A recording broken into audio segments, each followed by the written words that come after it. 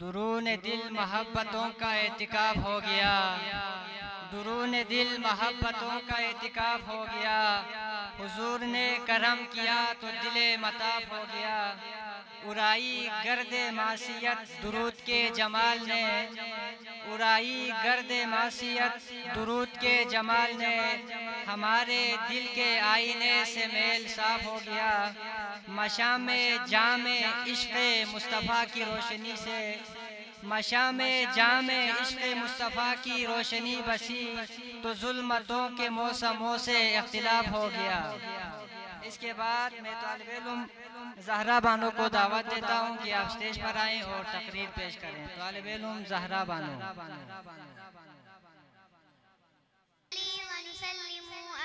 رسوله الكريم اما بعد فاعوذ بالله من الشيطان الرجيم بسم الله الرحمن الرحيم ورفعنا لك ذکرک صدق اللہ العظیم۔ جناب صدر، محترم سامعین و ناظرین، خواتین و حضرات، السلام علیکم۔ آج میں جس موضوع پر لب کشائی کرنے کی سعادت حاصل کر رہی ہوں اس کا عنوان ہے وجہ تخلیق کائنات حضرت محمد صلی اللہ علیہ وسلم۔ حاضرین صد احترام، وحشت کا تپتا صحرا تھا، تاریک صحیح مسکن تھے، شور و خرج کی روشنی ناپید تھی، گھٹائے ظلمت زوروں پر تھی، زمین تھا افق بلکہ افق تھا افق، جہالت سہیب سائے چھائے ہوئے تھے، کاروان زندگی بے چین تھی کہ اچانک فضائے عرب و عجم میں خاموش آوازوں کی سرسراہٹ فرش سماعت پر نغمگی کے تار چھیڑنے لگی، تہذیب کے ماتھے پر افشاہ کے ذرے چمکنے لگے، غازے کی شب جلملانے لگی، منافقت کی لٹیاں ڈوبنے لگی،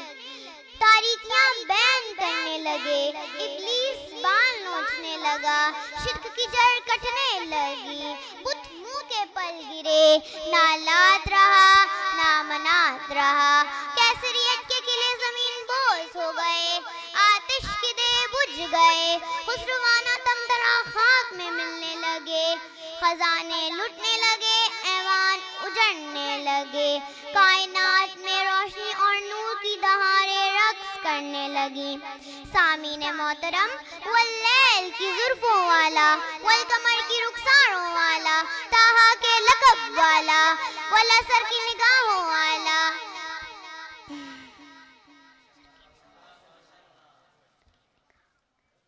کالی کملی والا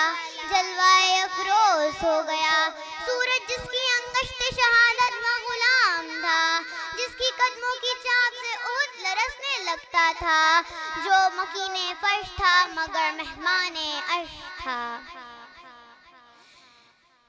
سامعین گرامی، مالک کائنات، خالق کائنات فرماتے ہیں کہ اے محبوب، اگر تو نہ ہوتا تو کچھ بھی نہ ہوتا، یہ تارے، یہ چاند، یہ ہجر، یہ شجر، یہ ماہ و انجم، یہ شمس و قمر، یہ جمادات، یہ نباتات سب تیرے لیے ہیں۔ حاضرین محفل، قادسیہ کے میدانوں کو یاد کریں، بدر و حنین کی فتح یاد کریں، روما اور فارس کے محلات کے میناروں کو سرنگوں دیکھیں، آپ کو تاریخ ایک ہی نقطے پر سمیٹی ہوئی نظر آئے گی۔ جناب صدر، معرکہ حنین ہو یا بدر کی فضا، احد کے میدان ہو یا عرب کے ریگزار، پلٹتے سورج کا منظر ہو یا طائف کی گلیوں میں ستم زنجیر کرنا،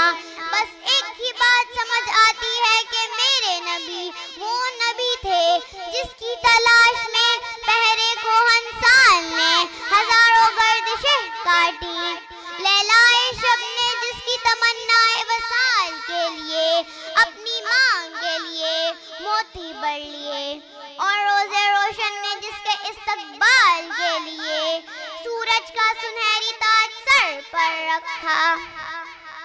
سامعین گرامی، جناب صدر، میں اپنے تقریر اس شعر کے ساتھ اختتام کرتی ہوں۔ قوت عشق سے ہر پست کو بالا کر دے، قوت عشق سے ہر پست کو بالا کر دے، دہر میں دے. آپ کی اجازت والسلام.